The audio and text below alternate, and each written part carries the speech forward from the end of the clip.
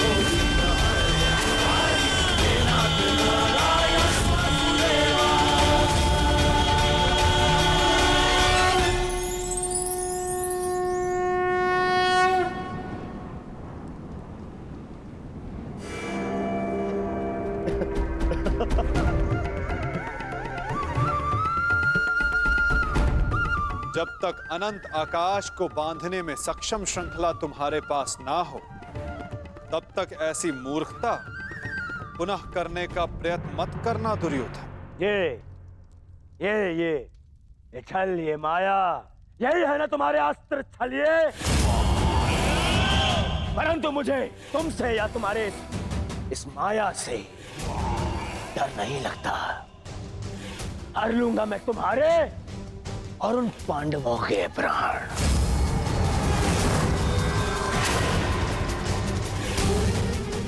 स्मरण रखना कि इस महायुद्ध में अंत करेगा तुम्हारा और उन पांडवों का यह दुर्योधन। जो स्वयं मृत्यु के शिखर से गिरने वाला हो, उसे अपने अंत की चिंता करनी चाहिए मूर्ख दुर्योधन। जिस सत्य को, जिस भविष्य को मैं टालना चाहता था, उसे आज तुमने स्वयं आमंत्रण दे दिया। और सत्य ये कि इस महायुद्ध के अंत में तुम्हारे पापों और तुम्हारे पाप में भागीदार रहे प्रत्येक का अंत होगा। ये युद्ध अंत होगा।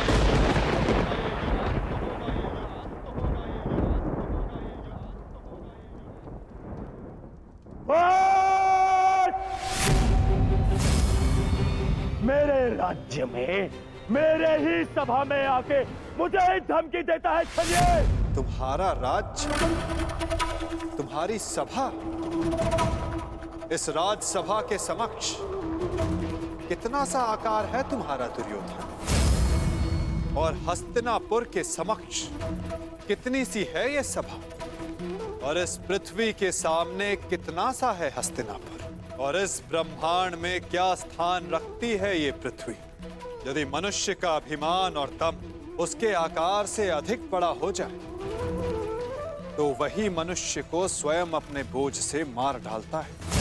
और तुम्हारे अंत का कारण भी यही अभिमान होगा दुर्योधन।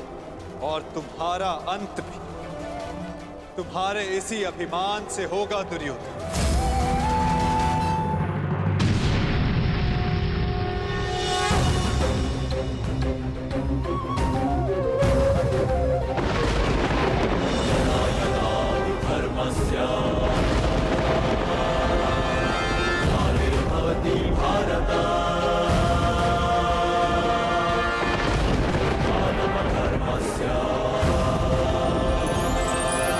तदात्मानं सृजाम्यहम्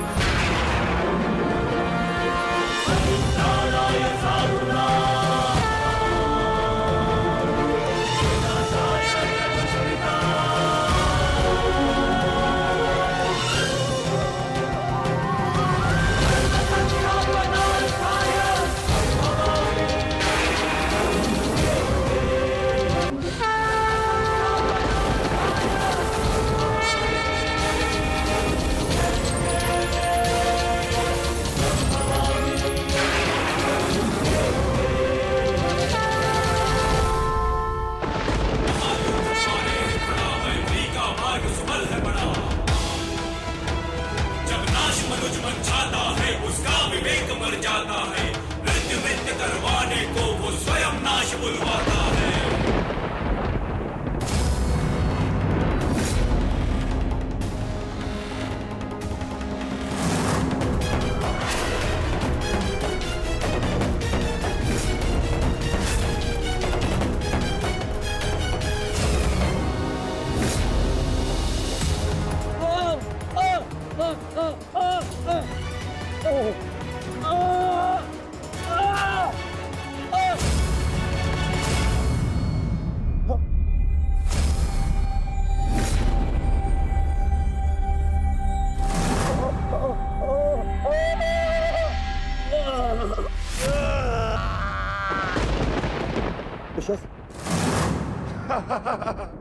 दुशासन!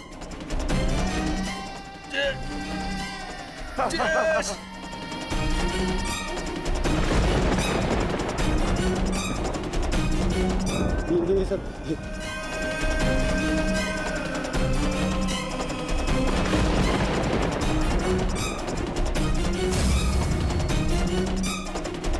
पितामह मेरे होने वाले मामा श्री क्या हो रहा है? मैं कहाँ हूँ?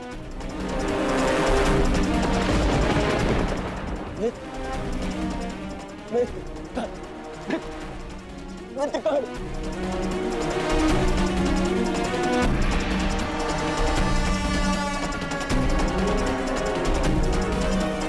मित्र मित्र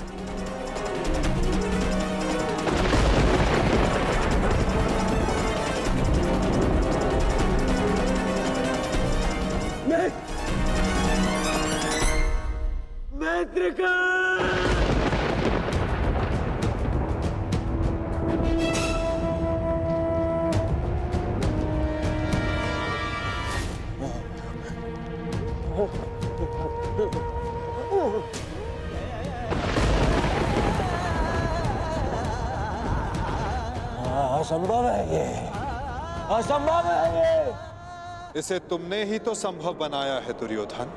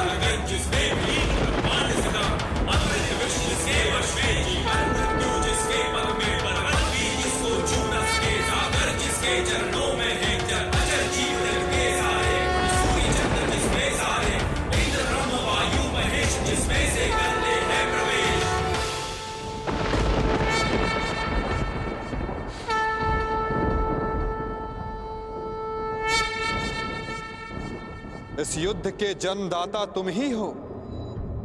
ध्यान से देखो इसे, ये कुरुक्षेत्र है। ये तुम्हारे अहंकार का परिणाम है दुर्योधन। तुम्हारे छल का निष्कर्ष है ये तुम्हारे मद का, तुम्हारे कर्मों का फल है दुर्योधन। ये उस पाप का परिणाम है दुर्योधन जो भरी सभा में याज्ञसेनी के साथ हुआ। ये उस श्राप का परिणाम है जो पांचाली के धधकते हृदय से निकला। देखो मूर्ख, मृत्यु तुम्हें पराजित कर चुकी है और तुम विजय का स्वप्न देख रहे हो।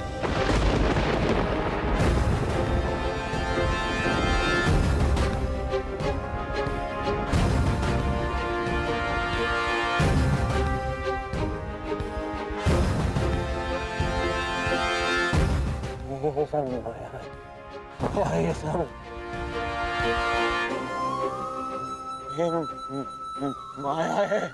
माया नहीं दुर्योधन, तुम्हारे कर्मों की छाया है ये। यही तुम्हारा भविष्य है, यही तुम्हारा प्रारब्ध, यही अंत है कुरुवंश का।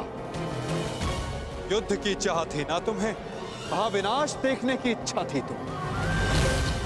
ठीक है, युद्ध मिलेगा तुम्हें, महाविनाश देखोगे तुम। तुमसे पहले भी बहुत अहंकारी आए और उनका भी अंत मैंने इसी प्रकार किया। मनुष्य क्या, मैं तो सौर मंडल का सृजन और विनाश करता हूं। देखना चाहोगे तो देखो।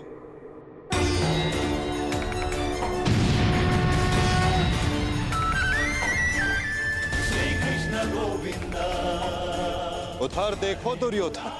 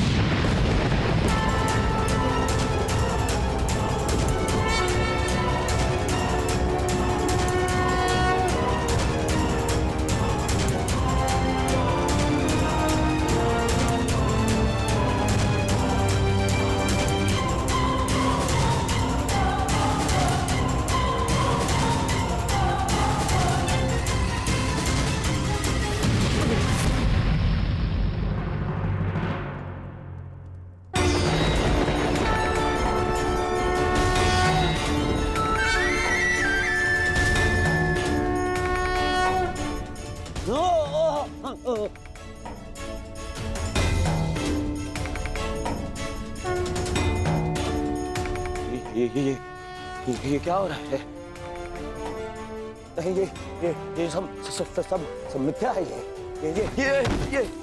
मिथ्या है। ये मिथ्या तुम्हारा अहंकार है दुर्योधन। मिथ्या ये सभा है। सत्य तो वो है जो तुम कभी समझ ही नहीं पाए। वो सत्य जो मैंने अभी तुम्हें दिखाया।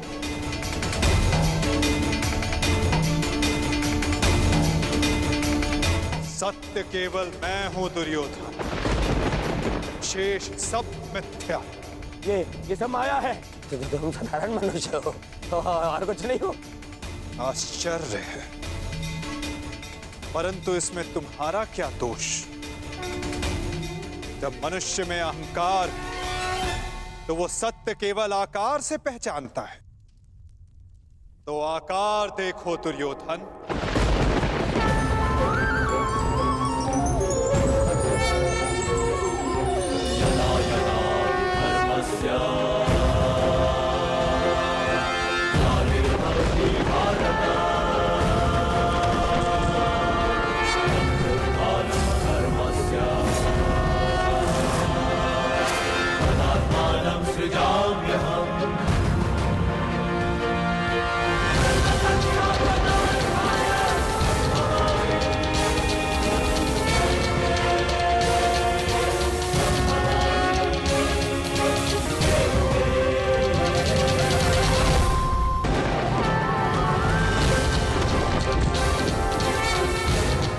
मैंने शांति दी दुर्योधन और तुमने स्वीकार नहीं की। मैंने मैत्री दी, परंतु अपने अहंकार के आगे तुम्हें मैत्री का मूल्य समझ नहीं आया।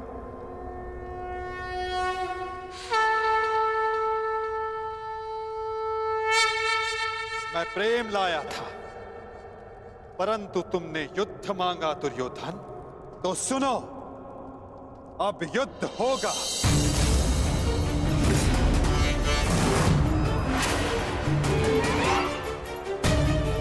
मैं जीवन का संदेश लाया था, तुमने मृत्यु का विकल्प चुना, तो मैं मृत्यु दूंगा।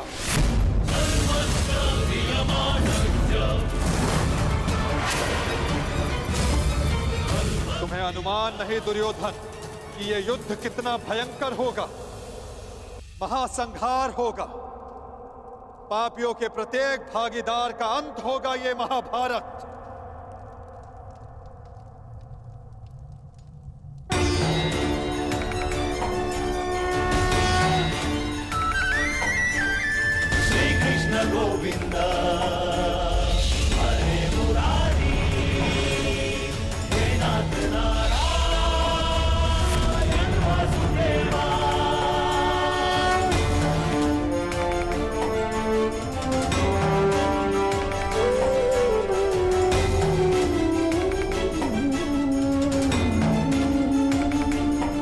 अश्वत्थामा।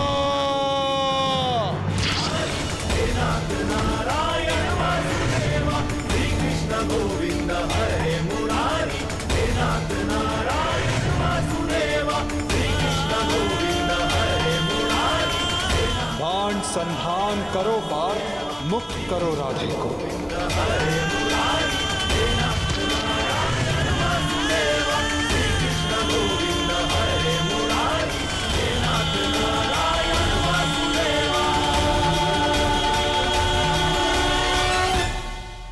सभा में इतनी शांति क्यों है? कोई बताएगा मुझे आखिर हो क्या रहा है? सत्य देखने के लिए तन के दृष्टि की नहीं, मन के दृष्टि की आवश्यकता होती है धृतराष्ट्र। नियति ने तुम्हें दृष्टि नहीं, परंतु आज इस क्षण के लिए मैं तुम्हें दृष्टि देता हूं। कदाचित तन की दृष्टि से देखकर तो मन की दृष्टि का सत्य समझ पाओ धृतराष्ट्र।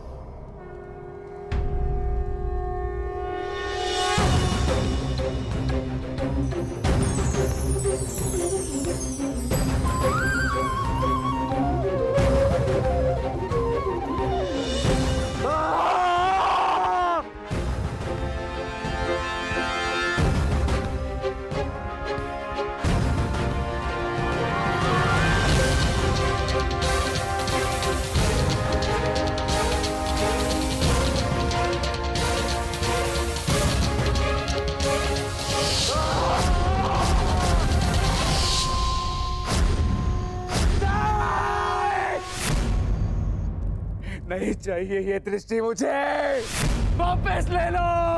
ये क्या अनर्थ दिखा दिया मुझे? वासुदेव, ले लो, वापस ले लो।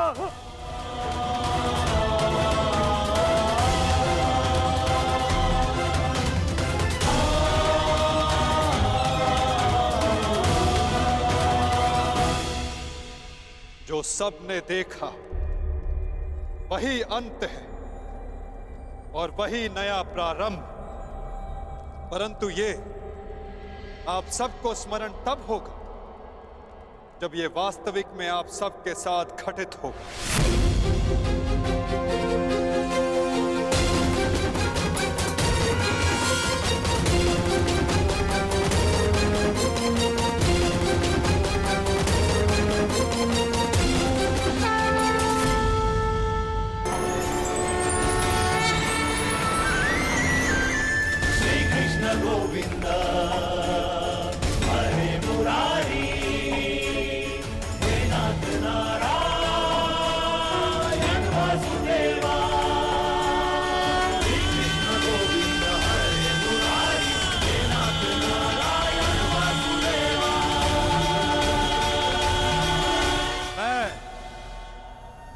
वासुदेव इस महायुद्ध, इस महाभारत की घोषणा करता हूं।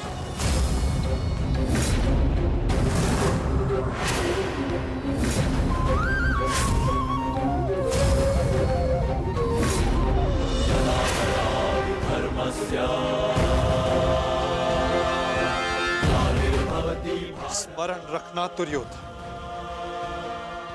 तुम्हारे इस अभिमान के साथ साथ तुम भी इस धरा पर ऐसे गिरोगे कि कभी उठ नहीं पाओगे।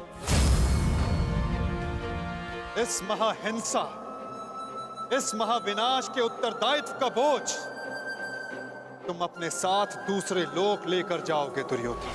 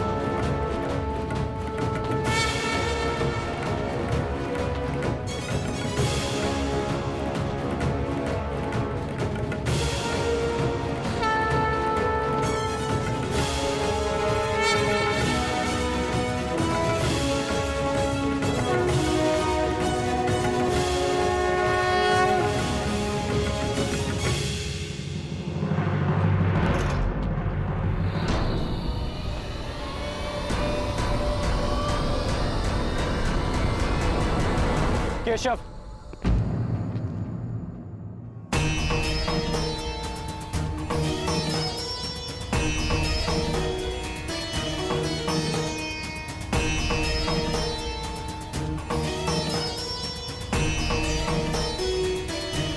मुझे सदा से भान था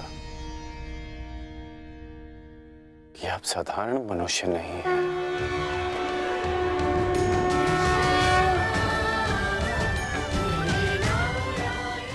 परंतु आज जो मैंने देखा उसके पश्चात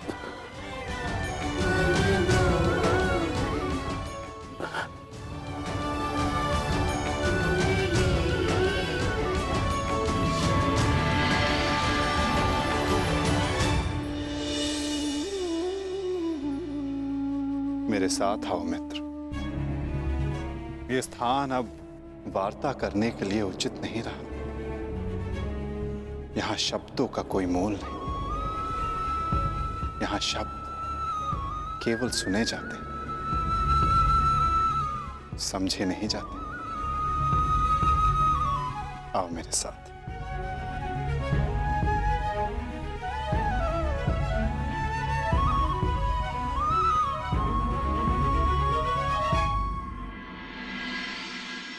केशव,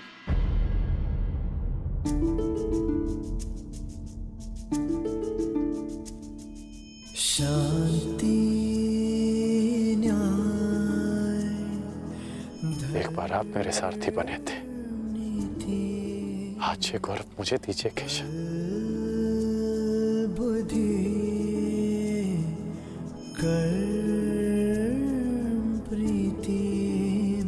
तुम्हें सारथी के रूप में पाकर गौरवान्वित तो मैं हो जाऊंगा मित्र।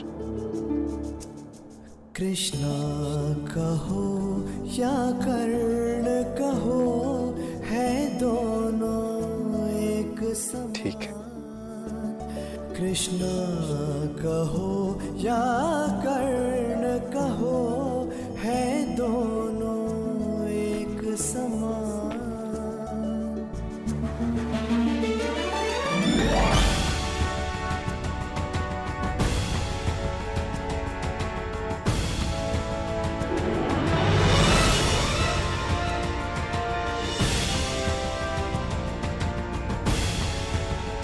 दो मित्र, जो कुछ भी तुम्हारे मन में। आप ही पढ़ लीजिए ना केशव कि क्या है मेरे मन में। मैं तुम्हारा मन पढ़ सकता हूं मित्र, परंतु जैसे कि मैंने पहले भी कहा था, मुझे तुम्हारे मुख से सुनना अच्छा लगता है। अब कह भी दो मित्र, क्या है तुम्हारे मन में? इस समय जो मेरे मन में चल रहा है वो ये है कि आपने मुझे पांडवों के पक्ष में आने का प्रस्ताव दिया था। हाँ, और तुमने उस प्रस्ताव को अस्वीकार कर दिया था। हाँ, परंतु मैंने कभी नहीं सोचा था कि मेरा ये निर्णय मुझे आपके विपक्ष में खड़ा कर देगा केशव। आपको तो युद्ध का परिणाम पता है ना केशव। किसी अनहोनी के होने से पहले उसका ज्ञात हो जाना, क्या वो आपको पीड़ा नहीं देता केशव? मनुष्य संतोष से इसलिए जीता है क्योंकि वो नहीं जानता कि अगले पल क्या होने वाला है। वो नहीं जानता कि वो जीवित रहेगा या वो मर जाएगा। परंतु यदि उसे ज्ञात हो जाए कि अगले पल क्या होगा या वो कब मर जाएगा, तो आपको नहीं लगता कि उसके आने वाले पल भय और चिंता में बीतेंगे?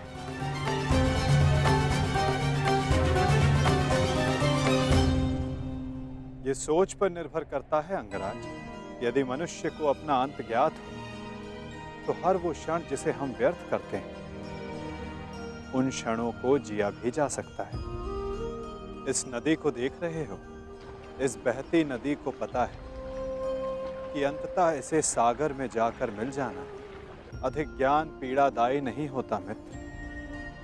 अधिक ज्ञान उचित निर्णय लेने में सहायता करता है। यदि तुम्हें भी भूत और भविष्य का कुछ अधिक ज्ञान होता तो कदाचित तुम भी अधिक न्यायपूर्वक निर्णय कर पाते। आपका मंतव्य यही है ना कि पांडव उचित हैं और दुर्योधन अनुचित?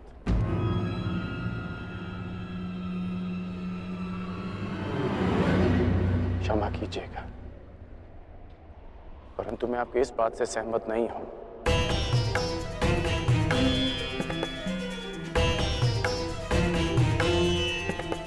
मुझे लगता है केशव कि दोनों अपने अपने स्थान पर दोषी हैं।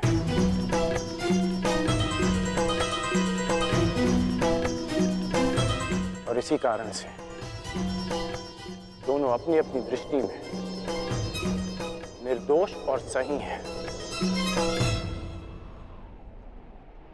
यदि दोनों ही दोषी हैं, तो तुम निष्पक्ष क्यों नहीं हो जाते मित्र? क्योंकि मुझे लगता है कि दुर्योधन युधिष्ठिर से कहीं अधिक सक्षम शासक सिद्ध होगा। इतने अधर्म करने के पश्चात भी? हाँ, क्योंकि वो युधिष्ठिर की भांति धर्मराज होने का ढोंग नहीं करता। आप ही बताइए केशव कि जिसने स्वयं की पत्नी को दांव पर लगा दिया हो, जिसने द्यूत के कुचक्र से निकलकर स्वयं को द्यूत में फिर से फंसा लिया हो, वो कैसा धर्मराज?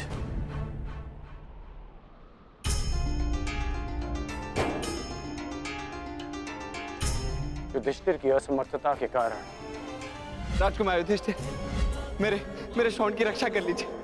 मेरा अनुज मृत्यु की भेंट चढ़ गया।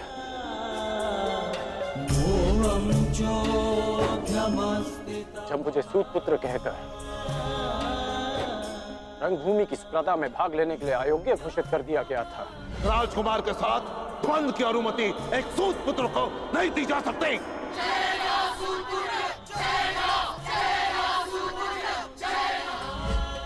तब भी धर्मराज का धर्म मौन था।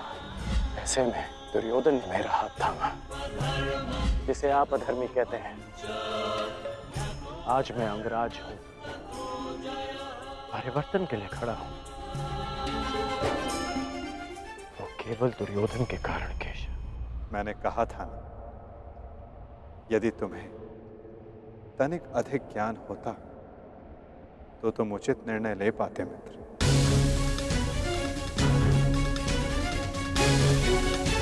मैं समझा नहीं। तुम सदा स्वयं को सूत पुत्र समझते आए होकर, और यदि तुम्हारा ये ज्ञान मिथ्या हुआ तो? मिथ्या?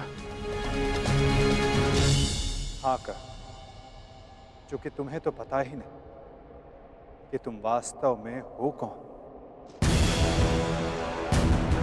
मुझे ज्ञात है कि मैं कौन हूं, और मुझे गर्व है कि मैं अधिरथ पुत्र कर्ण हूं, राधे पुत्र कर्ण हूं, सूत पुत्र कर्ण हूं।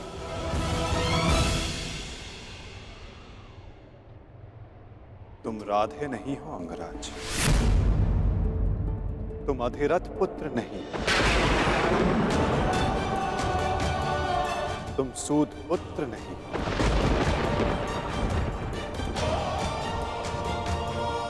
तुमने कभी ये नहीं सोचा कर्ण कि एक सूत पुत्र के शरीर में दिव्य स्वर्ण से मड़ित कवच और कुंडल क्यों है?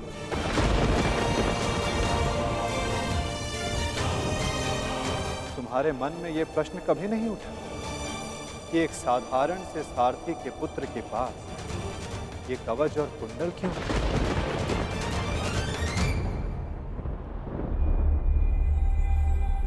क्या तुम ये सोचकर कभी व्याकुल नहीं होते कर्ण कि तुम शेष से इतने भिन्न क्यों हो? तुम सूर्य पुत्र कर्ण, सूर्य पुत्र कर्ण, सूर्य पुत्र कर्ण, सूर्य पुत्र कर्ण।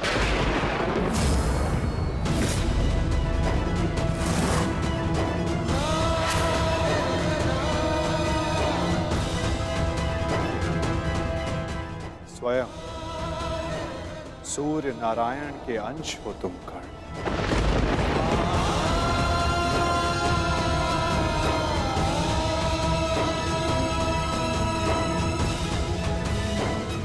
यह सत्य है, मेरे पिता अधिरथ हैं और मेरी माता राधा। सत्य से भागो मत कर्ण, और सत्य यही है कि अधिरथ तुम्हारे पालक पिता हैं। तुम उन्हें गंगा किनारे मिले थे, कभी सोचा नहीं कि क्यों सूर्य का तेज तुम्हारे मुखमंडल पर रहता है? कभी अनुभव नहीं किया मित्र कि क्यों सूर्य का ताप तुम्हारे शरीर पर स्निग्धता का अनुभव कराता है?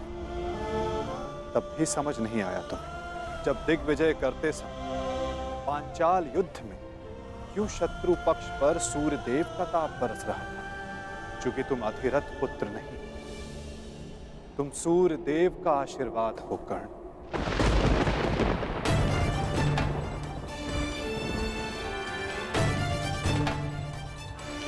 यदि मैं पिताश्री को गंगा किनारे मिला था तो मेरी माता को कर्ण, अपनी माता से बहुत पहले से भेंट करते आ रहे हो तुम कर्ण।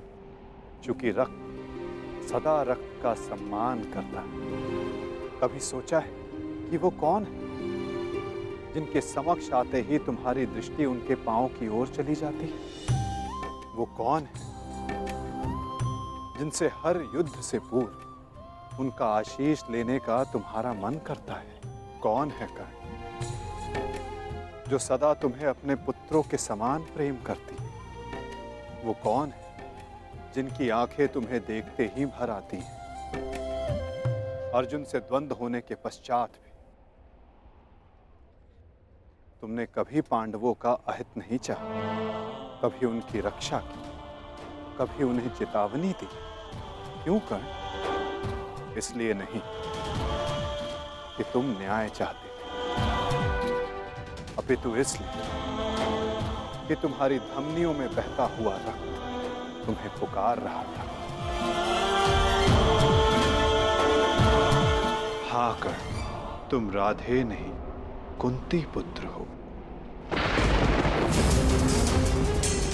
पांडवों के ज्येष्ठ। हाँ कर्ण, बुआ कुंती ही तुम्हारी माता है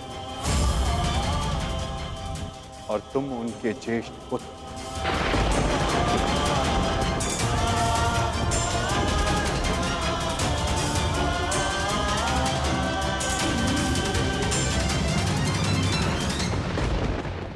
ये सत्य नहीं है। कह दीजिए केशव कि यह सत्य है। आप चाहते हैं ना कि मैं पांडवों के पक्ष में हो जाऊं, अपने मित्र का साथ छोड़ दूं, इसलिए आप मेरे साथ छल कर रहे हैं। हाँ, आप छल कर रहे हैं मेरे साथ। यदि मेरा कथन तुम्हें छल लगता है मित्र, तो जाओ स्वयं उनसे जाकर पूछो जिनके नाम से तुम संसार को अपना परिचय देते। भद्र अधिरथ और देवी राधा से जाकर पूछ लो।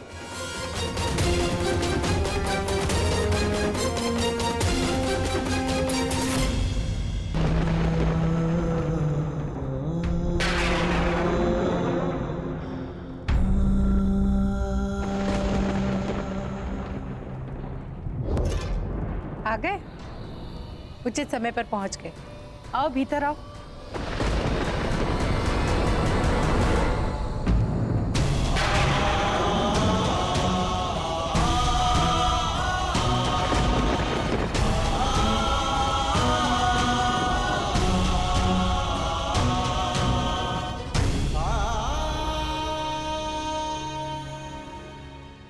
क्या हुआ पुत्र?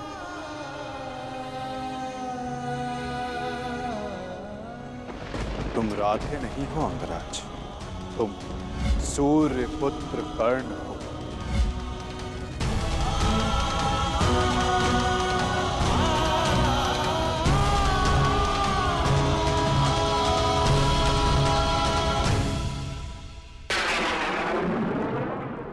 एक बार फिर से पुत्र कहकर पुकारिए ना। पुत्र?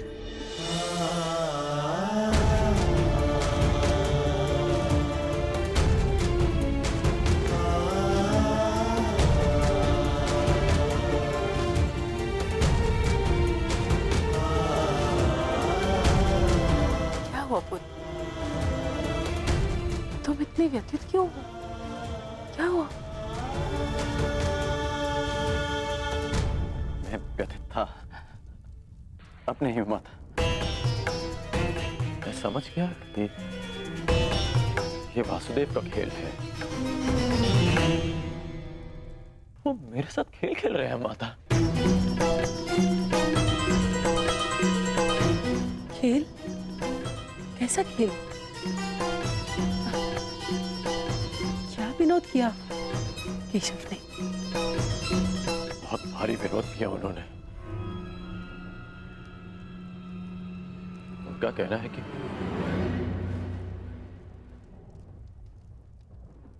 आप दोनों मेरे बालक माता पिता हैं।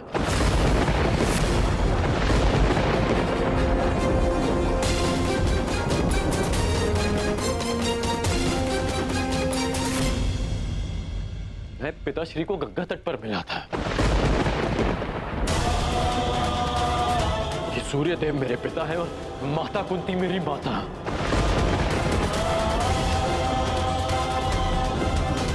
परंतु मुझे विश्वास है कि यह सत्य है।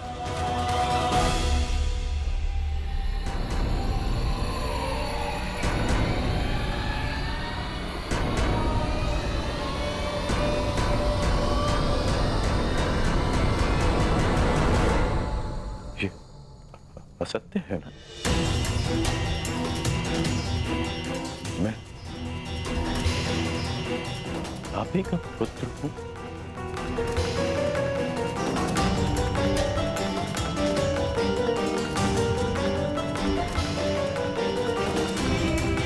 मैं आप ही का पुत्र हूं ना?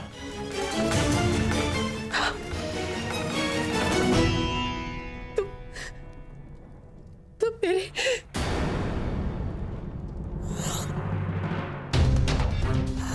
क्या हुआ माता?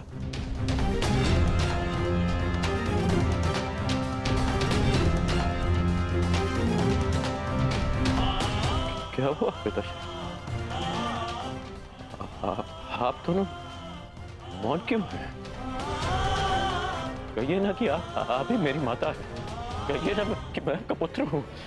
कहिए ना कि आप मेरी माता है। कहिए ना कि आप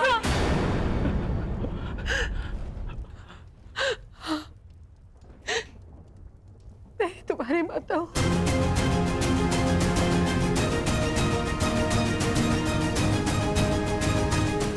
परंतु दात्री नहीं।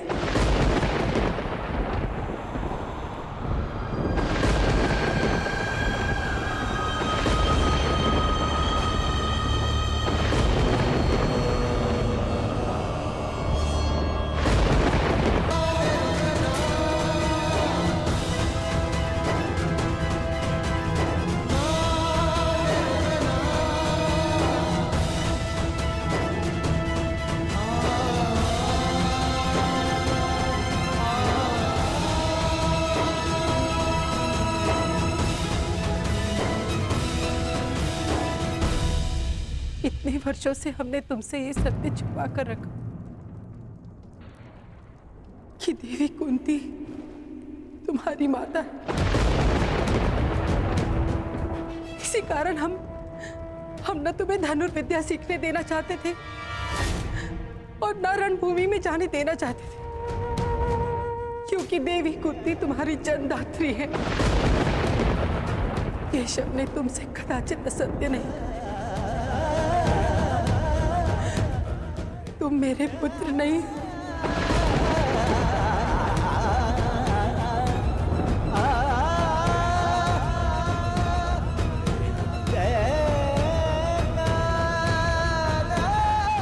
मैं तुम्हारी माता नहीं हूँ।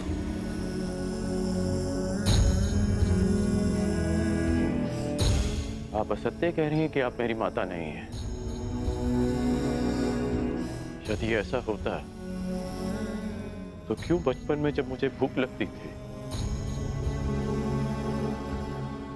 तब आपको स्वयं ज्ञात हो जाता था?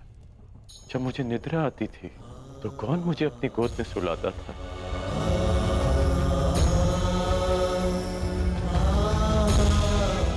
आप ही ना। जब मैं शिक्षा पूर्ण कर घर वापस लौटा तो आपको बिना ज्ञात हुए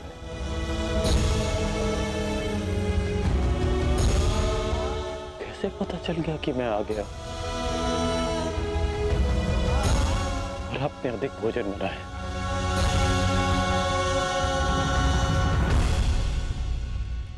क्यों मेरे राज्याभिषेक पर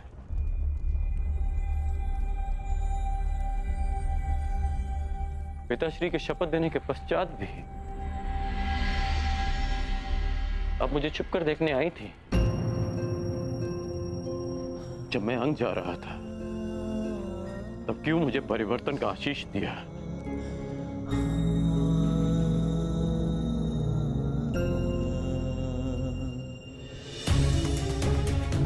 क्यों असत्य कह रही हैं आप मुझसे? इसीलिए कि मैं इस युद्ध में भागना हूं। ठीक, मैं इस युद्ध में भाग नहीं लेता। मैं सदा ही आपके चरणों में बैठा रहूंगा। मैं यहां से कहीं नहीं जाऊंगा। बस इतना कह दीजिए कि आप ही मेरी माता। कह दीजिए।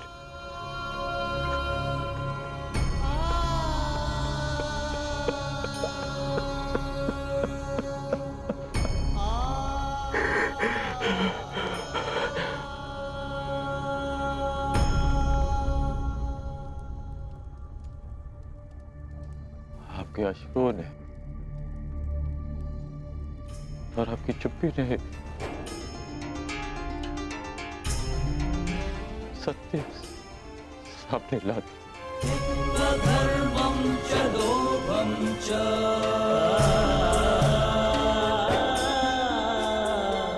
मोहं चोऽध्यमस्थितः। धन्य है आप।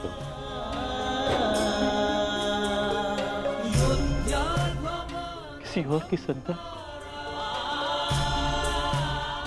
इतना प्रेम दे।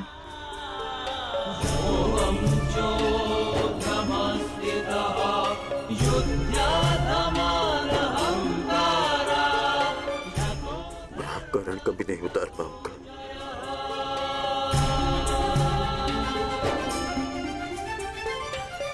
अब मेरा सत्य भी सुन लीजिए।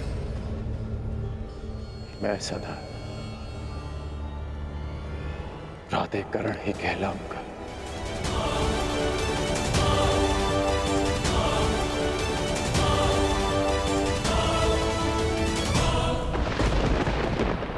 प्राधिकरण ही कहलाऊंगा।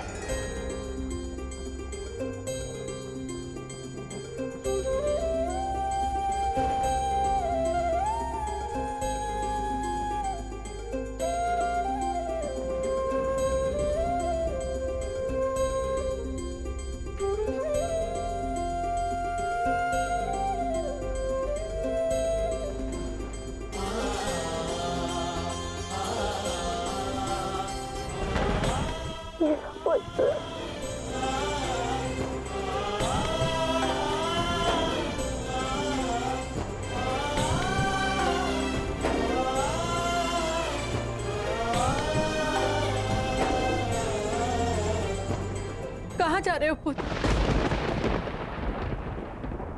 उनके पास जो मेरे प्रश्नों से भयभीत होकर छिपकर बैठे हैं। सूर्य देव के पास।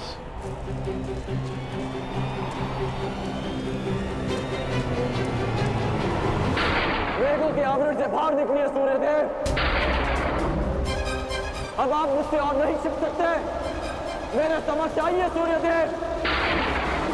जीवन के आरंभ से हर प्रातः मैंने आपको तर्पण किया, उसके लिए बाहर आइए। मैंने सदा आपका सम्मान किया, उसके लिए बाहर आइए। आपके कारण जो मेरा अपमान हुआ, उसके लिए बाहर आइए। एक कवच कुंडल मुझे देकर भी मेरे मन को जो भेदा है आपने, उस पीड़ा के कारण बाहर आइए।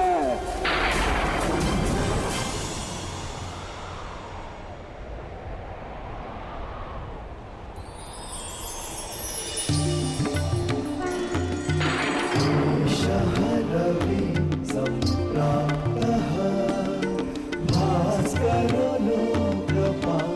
उत्कर्ण भयगो अभयगो सूर्यः वीर्यनो कीर्तिदायकः।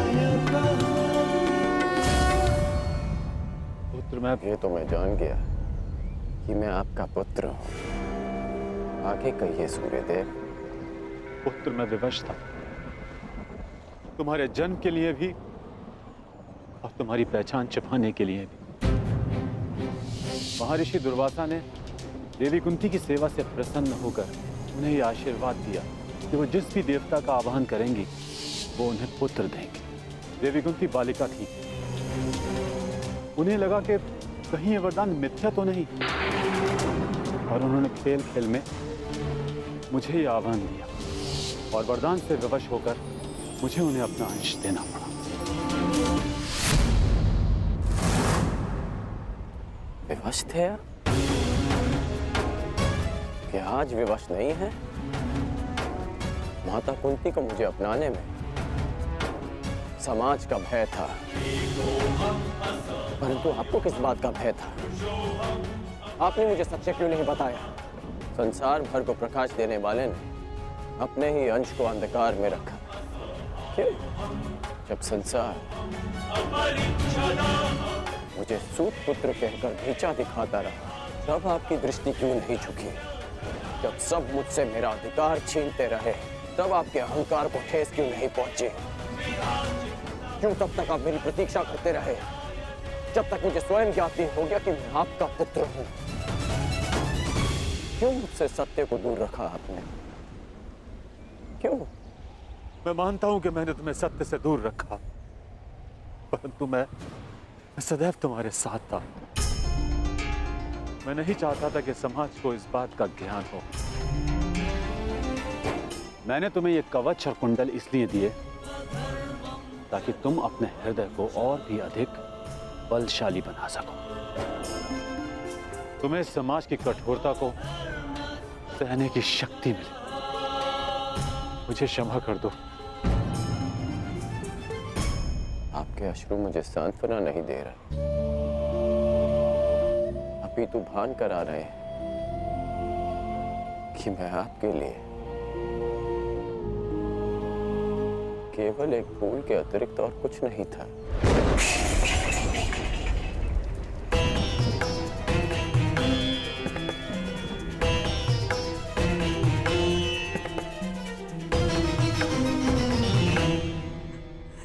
हे ईश्वर,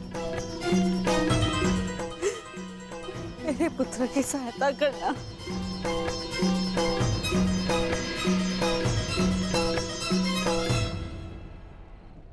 जो स्वयं की सहायता करना जानते हैं, ईश्वर भी उन्हीं की सहायता करते हैं बुआ।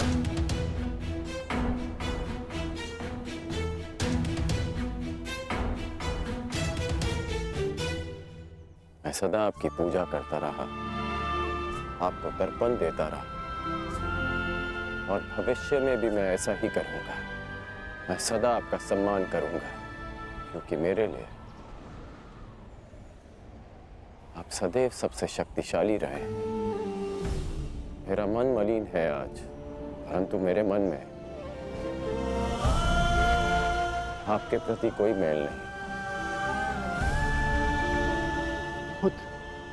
एक बार अपने मुख से आपके जाने का समय आ गया है। कल प्रातः आपको सबके जीवन को अंधकार से निकालना है। विश्राम कीजिए पिताश्री। कल्याण हो तुम्हारा। ऐसी अवस्था में भी तुमने अपने पिता को तृप्त किया। धन्य हो तुम दानवीर कर्ण।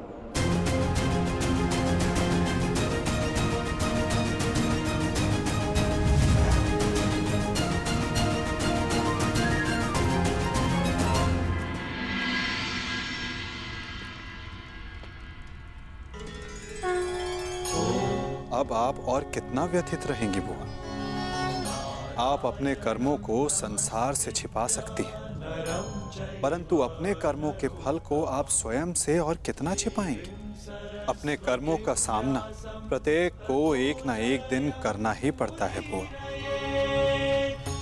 परंतु उसका सामना कैसे करूंगी? क्या कहूंगी उसे इसके समक्ष आकर?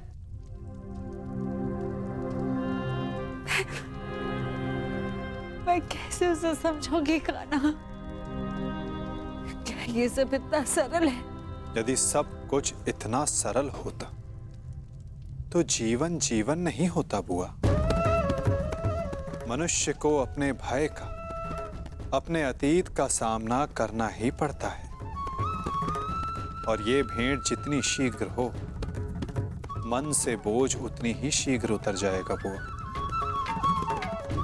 जाइए बुआ, समय आ गया है सत्य का सामना करने का। समय आ गया आपको आपके ज्येष्ठ पुत्र से मिलने का। दान चाहिए पुत्र, दोगे?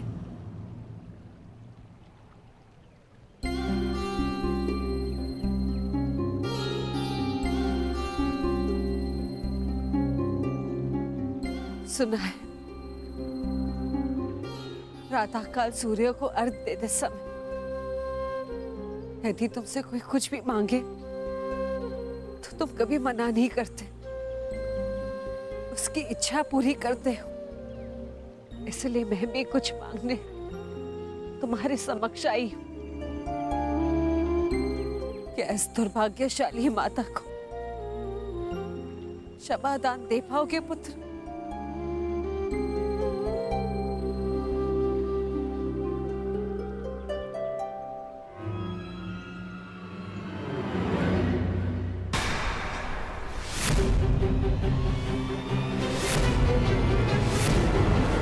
क्षमा प्रार्थी तो मैं हूँ राजमाता।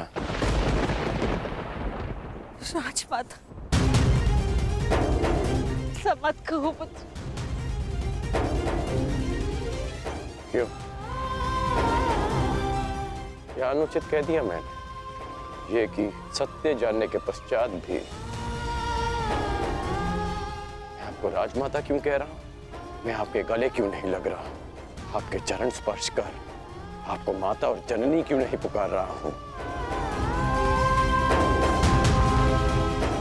कहिए, क्या अनुचित कर रहा हूं मैं राजमाता? मैं आपको माता कहकर इसलिए नहीं पुकार रहा क्योंकि यह आपका कर्म फल है। आपने भी तो इसी भांति वर्षों तक ऐसा ही व्यवहार किया मेरे साथ, आशीष दिया, परंतु कभी अपना पुत्र कहकर नहीं पुकारा, अश्रु बहाए परंतु कभी मुझे गले से नहीं लगाया, कभी मुझे ममता नहीं थी। और आज वही माता मेरे समक्ष प्रेम जताने के लिए आ गई है। अधिकार का भाव कर्तव्य पूर्ण करने से मिलता है। आपने अपना कर्तव्य कभी पूर्ण नहीं किया, आज अधिकार जताने क्यों आ गई? मुझ पर आरोप लगाने से पूर्व मेरी व्याथा तो सुन लो पुत्र। मैं विवश थी जब तुम्हारा जन्म हुआ। मैं अविवाहित थी पुत्र। क्या करती मैं? मुझे तुम्हें त्यागना पड़ा। विश्वास मानो पुत्र, अनजाने में हुए अपराध का बोझ मैं आज तक अपने कंधे पे लिए हूं।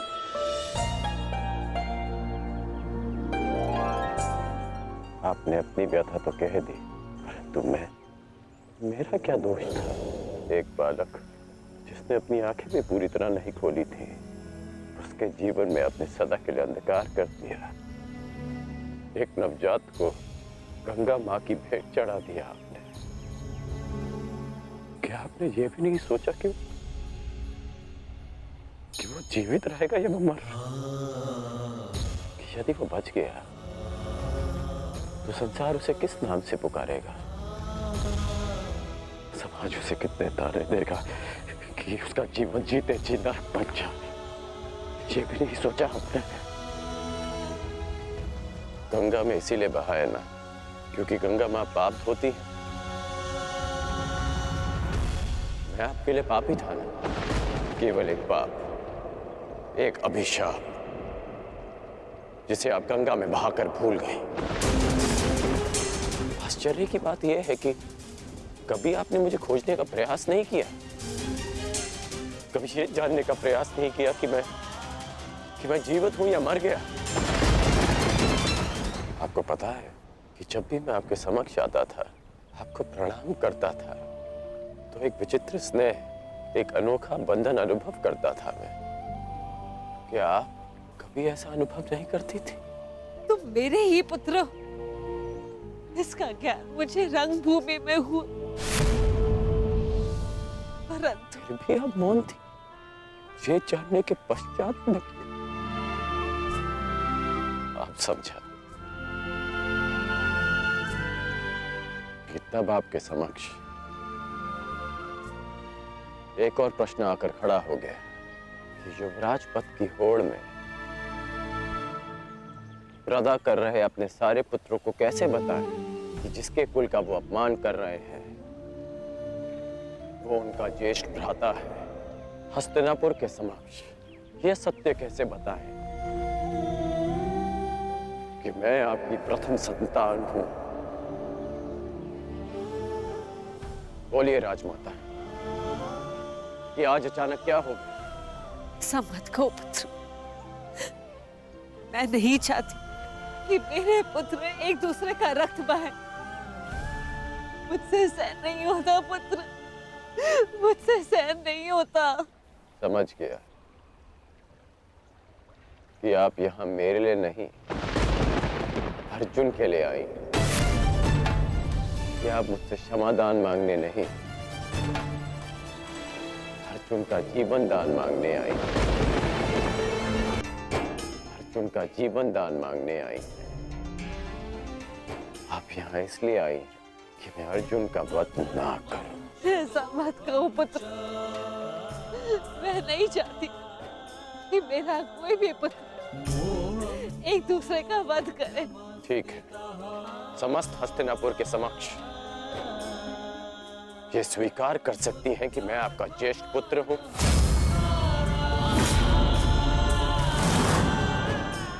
पता था मुझे कि कोई उत्तर नहीं मिलेगा।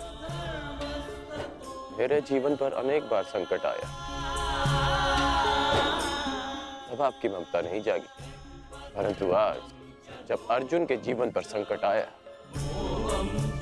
तब आप अपनी लज्जा, अपना सम्मान सब भूलकर मेरे पास आ गए।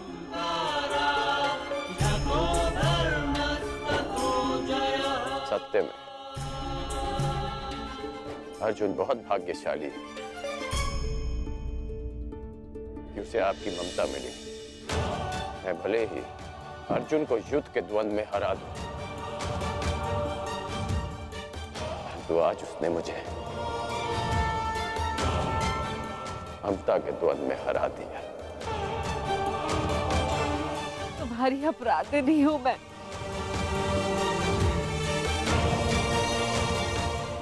इस अपराध बोध को और मत बढ़ाओ। इस युद्ध में भाग मत लो पुत्र। अपने अनुजों से युद्ध मत लड़ो पुत्र। बस एक बार कह दो कि तुम मेरे पुत्र हो। हाँ, मैं आपका पुत्र हूं।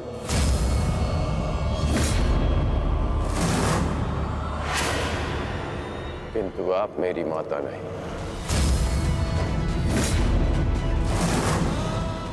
सदा स्मरण रखिएगा राजमाता कि इस सूत पुत्र की माता का नाम राधा है। मैंने अवश्य कौंतेय बनकर जन्म लिया, परंतु संसार मुझे सदा राधे कर्ण के नाम से जानेगा। मैं सूर्य पुत्र कर्ण हूं, किंतु मेरे पिता का नाम अधिरथ है। मुझे स्वयं को सूर्य पुत्र के स्थान पर सूत पुत्र कहने में अधिक गर्व अनुभव होगा। आप माता हैं अर्जुन की, सभी पांडवों की, क्योंकि आपने उन्हें पाला पोसा बड़ा किया, प्रेम दिया। और आश्चर्य की बात तो यह है कि आप आज भी उन्हीं की माता बनकर इस सूत पुत्र राधे कर्ण के पास आई हैं, यह आश्वासन पाने कि आपके पुत्र सुरक्षित रहें। मेरे द्वार पर आए किसी भी याचक को रिक्त हाथ लौटने नहीं दे सकता मैं राजमाता। मैं आपको रिक्त हाथ लौटने नहीं दूंगा। मैं वचन देता हूं कि इस महाभारत के पश्चात आपके 5 पुत्र जीवित रहेंगे, केवल 5। यदि अर्जुन ने मेरा वध किया तो भी, और मैंने अर्जुन का वध किया तो भी। यदि अर्जुन मेरे हाथों वीर गति पाता है तो मैं सब कुछ छोड़कर आपके पास आ जाऊंगा। मैं वचन देता हूं कि अर्जुन के अतिरिक्त आपके किसी पुत्र का वध नहीं करूंगा मैं।